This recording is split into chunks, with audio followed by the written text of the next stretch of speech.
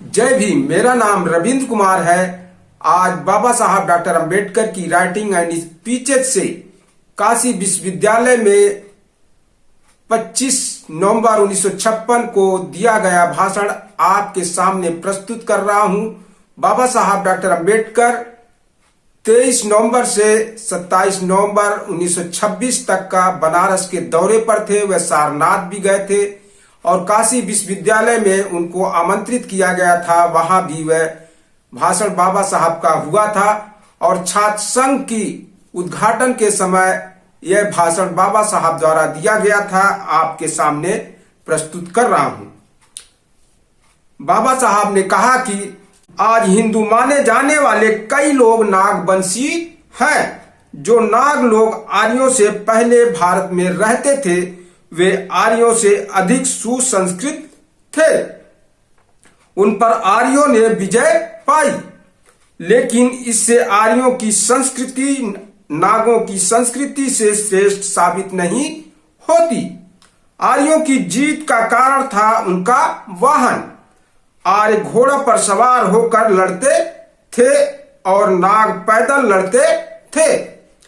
आर्य नागों के बीच की लड़ाई जान की बाजी लगाकर लड़ी गई। महाभारत का खांडव वन और सर्वशत्र की कहानियों से कल्पना का आवरण अगर दूर किया जाए तो आर्य नाग युद्ध का भयानक स्वरूप नजर आता है। आर्यों ने खांडव वन दहन की तरह यानी स्कॉच डेथ पॉलिसी का इस्तेमाल कर नागों की बुरी हालत कर दी। इस विध्वंस से अगस्ती ने एक नाग की रक्षा की, ऐसी कहानी बताई जाती है। कहानी में भले अति युक्त हो, लेकिन नागों की बस्तियां पूरी तरह नष्ट करने के लिए आर्य किस प्रकार लड़ाई कर रहे थे इसकी जानकारी यहां मिलती है। पराजय के कारण नागों के मन में आर्यों के बारे में द्वेष था। परीक्षित की जान लेने वाला तक्षक कोई सर्प नहीं बल्कि एक नागवंशीय नेता था। आर्यों के मन में नागों के बारे में जो द्वेष भावना थी उसका उदाहरण देते हुए कर्ण और अनंत के कर्णा अर्जुन युद्ध से पूर्व हुए संभाषण का जिक्र किया जा सकता है। कर्ण अर्जुन युद्ध से पहले अनंत नाम का नागवंशी योद्धा कर्ण से मिला और उसने कहा कि मैं अर्जुन के खिलाफ सहायता करने का आश्वासन देता हूं। कर्ण ने उसकी सहायता लेने से इनकार किया क्योंकि कर्ण आर्य था और अनंत नाग था।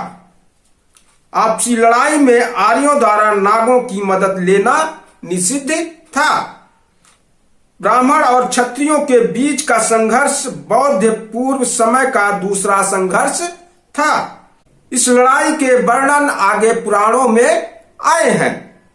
उसी प्रकार मनु द्वारा स्मृतियों में क्षत्रियों द्वारा ब्राह्मणों को आदर युक्त बर्ताव क्यों करना चाहिए इस विषय पर कारण देते हुए पूर्वकालीन ब्राह्मण क्षत्रियों की लड़ाई का उदाहरण दिया है। आर्य और नाग, ब्राह्मण और क्षत्रिय इनमें संघर्ष जब जारी था तब ब्राह्मणों ने ऋग्वेद में पुरुष सूक्त का मेल किया, यानी पुरुष सूक्त उसमें जोड़ दिया। पुरुष सूक्त से पूर्व चतुर्वर्ण के चारों वर्ण समान स्तर पर थे, यानी वेदों में पहले जो पुरुष सूक्त जोड़ा गया उससे पहले वेद में समानता थी, लेकिन पुरुष सूक्त जोड़ने के बाद उसमें चतुर्वर्ण की व्यवस्था की गई। यह बाबा साहब कह रहे हैं। पुरुष सूक्त उच्च निम्नता का तत्व समाज में ले आया। इसी समय भगवान बुद्ध ने भारतीय जीवन में प्रवेश किया। जिस शाक कुल में गौतम का जन्म हुआ उन शाक्यों का गणराज प्रजातंत्र प्रधान था। प्रजातंत्र की इस परंपरा में बढ़े गौतम को चतुर्वर्ण व्यवस्था मान्य नहीं थी। आज बौद्ध धर्म कई सिद्धांतों का महासागर बना है, लेकिन बौद्ध धर्म का केंद्रीय सिद्धांत अथवा बुद्धिमत समता पर आधारित है। बौद्ध धर्म का स्वीकार करने वाले लोग ज्यादातर नागवंशी और चतुर्वर्ण में हीन माने जाने वाले वर्णों में से थे। नागों को युद्ध करना प्रिय था, इसके बारे में मुचलिंद नाग की कहानी से पता चलता है। मुचलिंद की अग्निहोत्री काश्यपों से दुश्मनी थी, लेकिन कश्यपों के पास अतिथि के लिए आए बुद्ध का वह सेवक बना। बौद्ध धर्म की अभिवृद्धि का कारण शूद्रादि शूद्र द्वारा बहुसंख्या से उसका किया गया स्वीकार ही है। बौद्ध साहित्य खासकर थेर और थेरी गाथा के आधार से यह साबित किया जा सकता है। बौद्ध धर्म हिंदू धर्म की ही एक शाखा है। इस मत का प्रसार आजकल काफी बढ़ा है। वस्तुतः बुद्ध प्रणीत धर्म समकालीन था।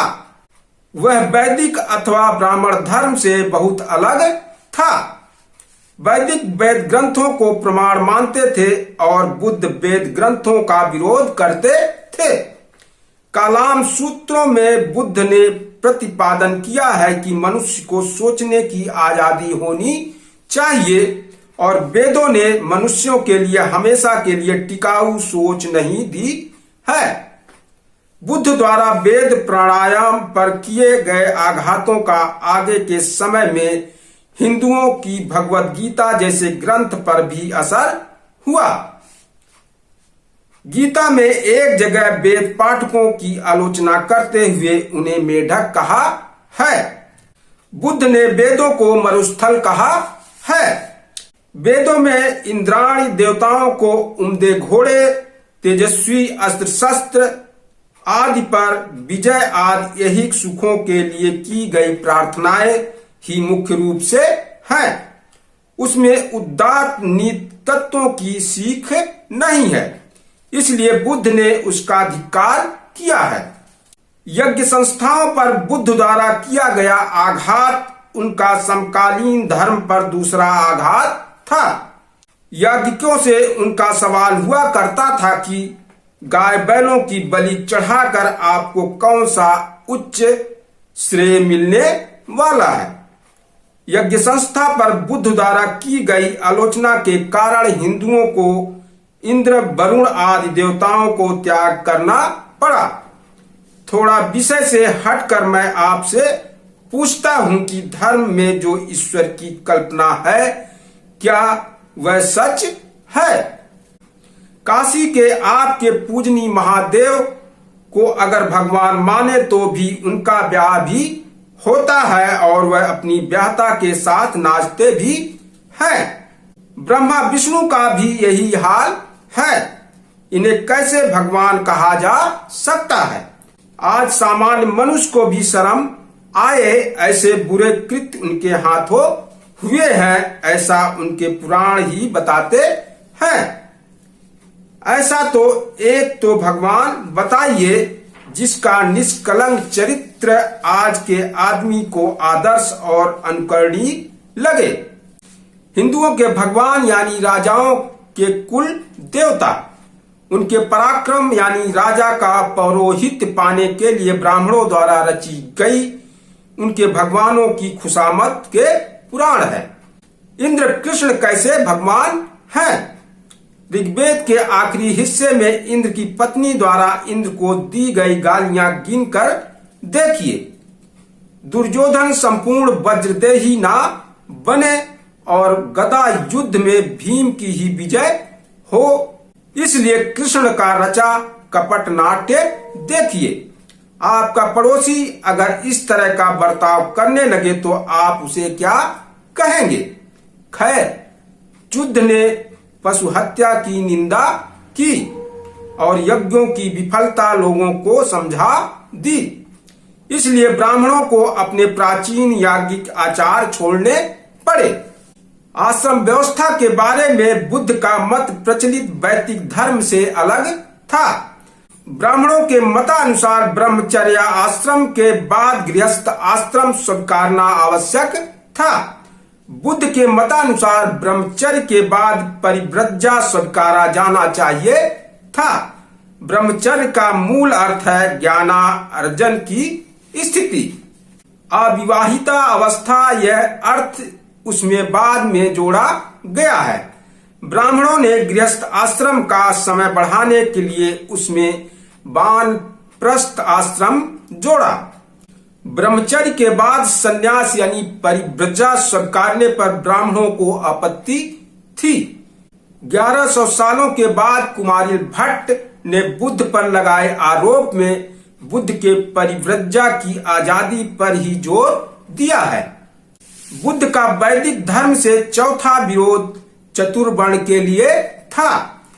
उनके शिष्य उच्च कनिष्ठ मानी जानी सभी जातियों में से थे।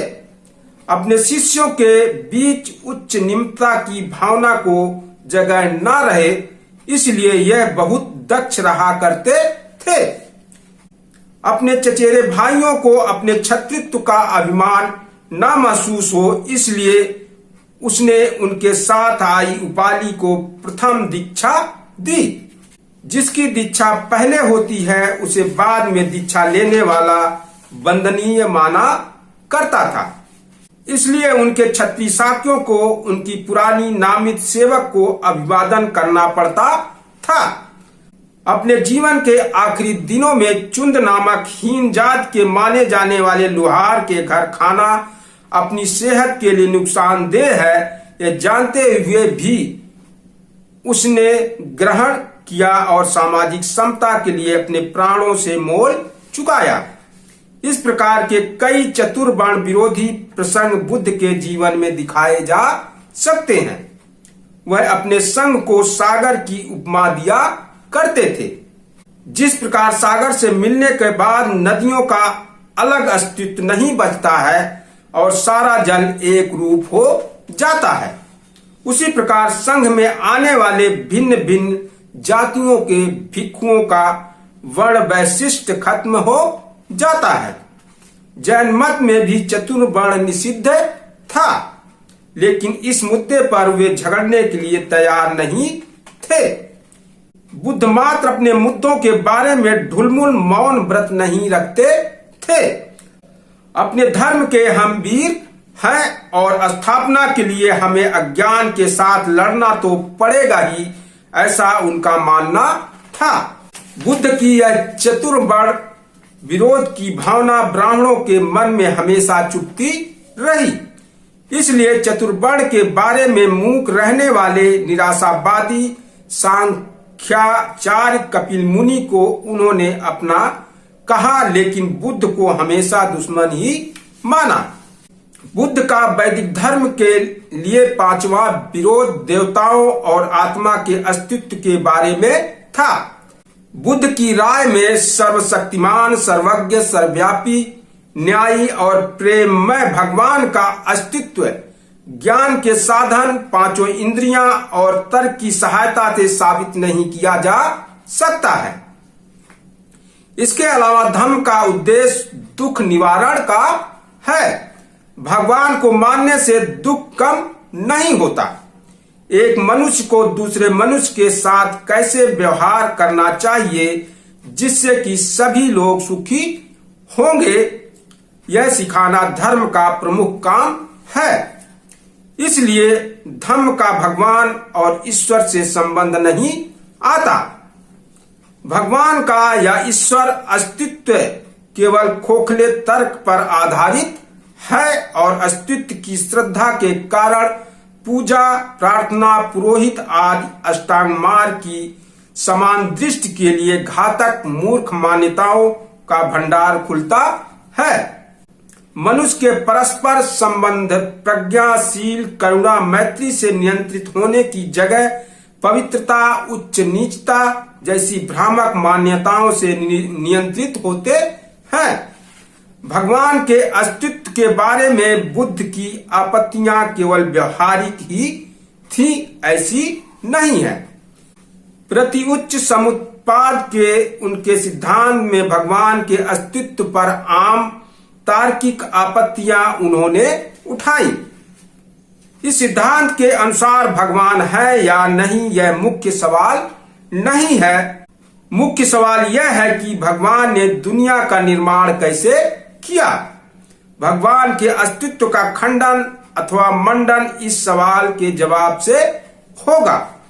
इस हिसाब से महत्वपूर्ण सवाल यह है कि भगवान ने इस दुनिया का निर्माण अभाव में से किया या पहले से अस्तित्व में होने वाली किसी चीज से किया। कुछ भी नहीं था, उसमें से कुछ निर्माण किया। इस बात पर मनुष्य की बुद्धि विश्वास नहीं कर सकती। अगर इस तथाकथित भगवान ने यह दुनिया पहले जो कुछ था उसमें से निर्माण किया, तो हमारी उत्पत्ति से भी पहले से वह अस्तित्व में थी, यह मानना पड़ेगा। तो फिर जो पहले से था उसके निर्माण का कर्ता भगवान को नहीं माना जा सकता। कुछ मिलाकर अस्तित्व से संबंधित सोच तर्क आधारित होने के कारण भगवान के प्रति श्रद्धा बुद्ध के समदृष्टि प्रधान धर्म को मान्य नहीं है।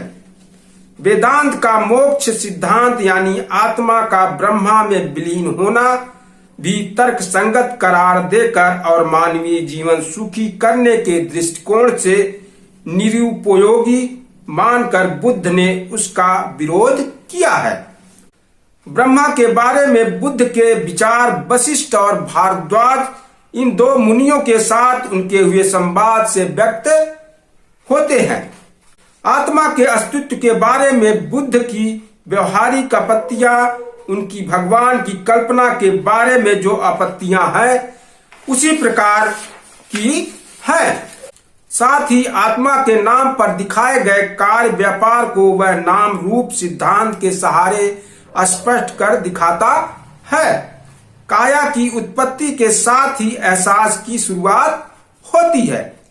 इच्छात्मक, भावनात्मक और विचारात्मक कार्य एहसास के ही है।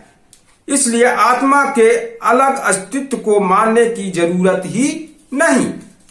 इस प्रकार वैदिक धर्म के विरोधी बौद्ध धर्म को नेस्तनाबूद करने के लिए ब्राह्मणों ने भले बुरे सभी प्रकार के साधनों का प्रयोग किया। बौद्ध धर्म जिन बातों के कारण लोकप्रिय हुआ वे बातें अपने पुराने जमाने से चले आ रहे धर्म को मान्य न होने के बावजूद उन्होंने उसका उपयोग किया। इस प्रचार पद्धति को अपनाकर ही बेरुल की बौद्ध गुफाओं के पास उन्होंने अपने ब्राह्मण धर्म की गुफाएं उकेरी। असल में ब्राह्मण गृहस्थ आश्रमी हैं। अग्निहोत्र उनका नित्य व्रत है। उसे परिमार्जित भिक्षुओं की तरह गुफाओं आदि में रहने की कोई वजह दिखाई नहीं दी। बरसात के 3 महीनों तक किसी सुरक्षित जगह वास करने का बुद्ध का आदेश था, सो उन्हें गुफाओं की आवश्यकता थी। गृहस्थ आश्रम में रहने वाले ब्राह्मणों की वह नहीं थी।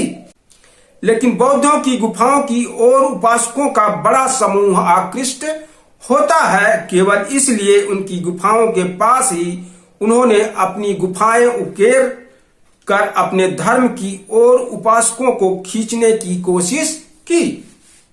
हिंदू पंडितों के अनुसार बौद्ध धर्म के लोप होने का मुख्य कारण यह नहीं था कि कुमारिल, शंकराचार्य आदि द्वारा बौद्ध मत का वाक के युद्ध में पराभव किया गया था, क्योंकि दोनों ने बुद्ध की सीख का केंद्रीय सिद्धांत यानी सामाजिक समता, दुनिया के दुख के परिहार के लिए हर व्यक्ति का मन परिवर्तन, नीति तत्वों की सामाजिक जीवन में स्थापना, बुद्धवाद आदि पर इन पंडितों ने कोई आघात नहीं किया है। इन दोनों पंडितों के बाद बौद्ध धर्म भारत में कई सालों तक समृद्ध अवस्था में था। बौद्ध धर्म के हास्य का मुख्य कारण था जिन विभिन्न संस्कृतियों और विभिन्न सांस्कृतिक स्तर के लोगों में उसका प्रसार हुआ, उसके आचार और मान्यताओं की बौद्ध धर्म पर हुई अनुचित प्रतिक्रिया। भारत के बौद्ध धर्म पर हुआ सबसे बड़ा आघात था इस्लामी आक्रमण। भारत की ओर आते हुए इस्लामिक आक्रमकों को जो परधर्मी लोग मिले वे ज्यादातर बौद्ध धर्मी ही थे। उनकी भाषा में मूर्ति को बुत कहा जाता था। बुत सिकन यानी मूर्ति भंजक। यह उनके हिसाब से गाजीपन का लक्षण था। हिंदुओं से अधिक बौद्धों पर उनके हमले अधिक हिंसक और विध्वंसक थे। उनके द्वारा किए गए बौद्ध भिक्षुओं के कत्लों के कारण 11वीं से लेकर के 13वीं सदी के इतिहास के पन्ने रक्त रंजित हैं। नालंदा जैसे विश्वविद्यालय बौद्ध विश्वविद्यालय का उन्होंने सर्वनाश किया। हिंदुओं की तरह ही बौद्धों में भी धर्म प्रसार का काम पीढ़ी दर पीढ़ी करने वाला ब्राह्मण जैसा वर्ग नहीं होने के कारण भिक्षुओं के कत्ल के बाद बौद्ध धर्म का बड़ी तेजी से लोप होने लगा। सत्य की भी कभी कभी पराजय होती है, इसका यह एक उदाहरण है। लेकिन आज उसके 600 सालों के बाद भारत को बुद्ध की याद आ रही है, और आज अगर उसने बुद्ध की सीख स्वीकार नहीं की तो उसका भविष्य उज्जवल नहीं होगा। भाषण के बाद छात्र और अध्यापक वर्ग द्वारा पूछे गए सभी सवालों के डॉक्टर बाबा साहब अम्बेडकर ने जवाब दिए।